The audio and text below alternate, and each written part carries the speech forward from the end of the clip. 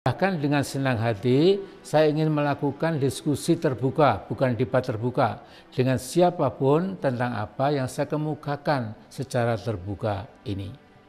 Kriminalisasi dan demonisasi dan persekusi terhadap para ulama yang beramar ma'ruf nahi mungkar telah menjadi rahasia umum. Tidak boleh seorang presiden terjebak pada mentalitas koncoisme. Assalamualaikum warahmatullahi wabarakatuh. Alhamdulillahirabbil alamin. Wassalatu wassalamu ala asyrafil mursalin wa ala alihi washabihi ajmain. Saudaraku sebangsa dan setanah air.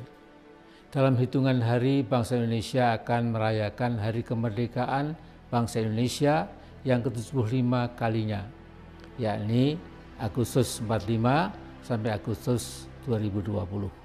Sudah seharusnya kita bangsa Indonesia melakukan kritik dan koreksi atas perjalanan bangsa yang telah kita lewati secara jujur, berani, dan seobjektif mungkin, agar kita mampu melihat masalah-masalah nasional apa saja yang perlu kita angkat ke permukaan secara apa adanya. Namun segera harus kita catat bahwa risalah singkat ini hanyalah mengemukakan puncak-puncak masalah.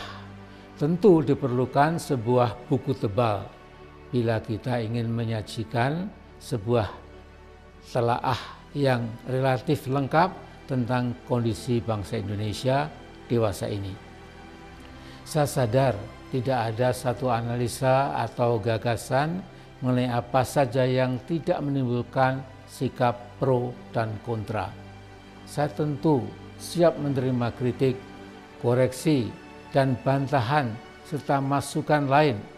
Bahkan dengan senang hati, saya ingin melakukan diskusi terbuka, bukan debat terbuka, dengan siapapun tentang apa yang saya kemukakan secara terbuka ini.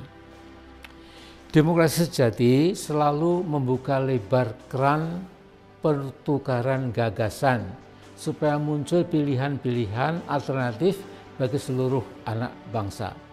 Pilihan yang bersifat pro bono publico, pilihan yang menguntungkan kepentingan orang banyak sepantasnya jadi pilihan kita. Sedangkan sebaliknya pilihan yang bersifat eksklusif untuk sekelompok kecil yang cenderung memangsa atau predatorik kepentingan bangsa atau kepentingan nasional biarlah terlempar ke sampah sejarah. Saudaraku, saya lihat dan cermati bahwa dalam pergaulan antar bangsa dewasa ini Indonesia yang kita cintai bersama semakin tidak bersinar, malahan menurun, semakin meredup. Kekuatan-kekuatan anti ketuhanan nampak semakin beringas dan berani. Kemanusiaan kita bisa dikatakan cenderung menjadi kemanusiaan agak zalim dan tidak lagi beradab. Persatuan Indonesia semakin goyah karena politik rezim tidak memiliki kesadaran bahwa politik adu domba antar kekuatan sosial politik dengan harapan rezim penguasa semakin kuat dan stabil justru dapat menghancurkan bangsa seluruhnya. Kerakyatan kita cenderung membuang hikmah serta keunggulan prinsip permufakatan, permusyawaratan, dan perwakilan.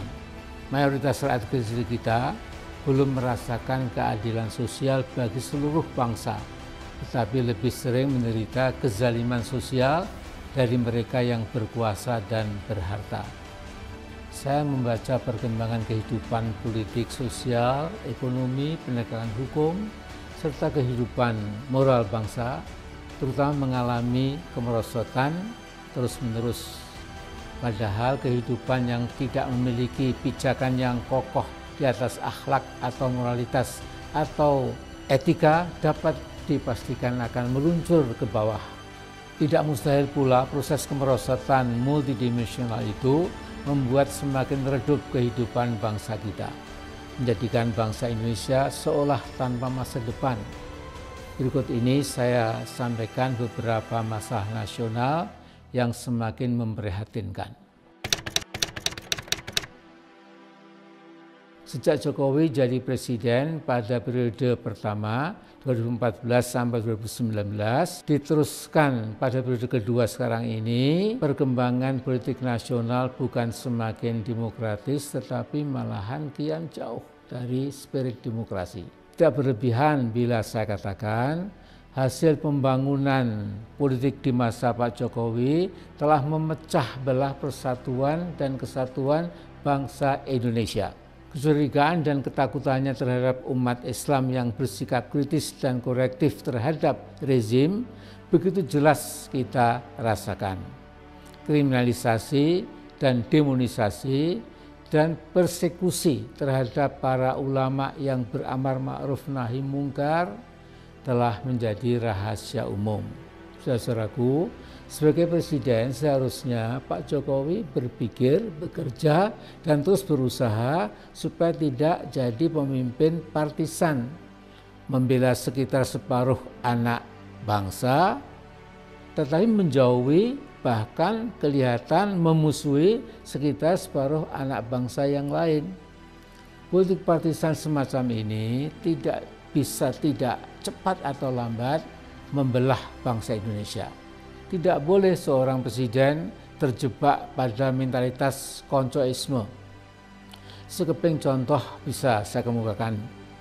Tatkala jutaan umat Islam berunjuk rasa secara damai, tertib, bersih, dan bertanggung jawab pada tanggal 4 November 2016, 3 orang utusan mereka ingin bertemu dengan Pak Jokowi.